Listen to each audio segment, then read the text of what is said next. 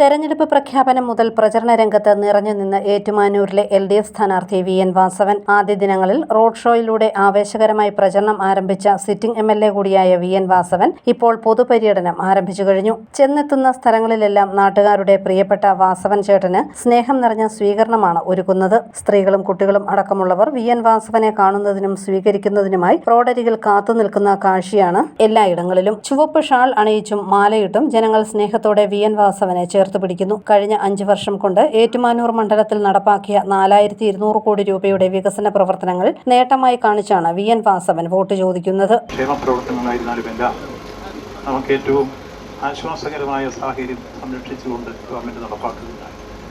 ഇതിന്റെ ഭാഗമായി ഏറ്റുമാനൂർ നിയോജകമണ്ഡലത്തിലും അന്ന് പറഞ്ഞ കാര്യങ്ങളെല്ലാം നടപ്പാക്കാൻ വേണ്ടി പരിശ്രമിച്ചു.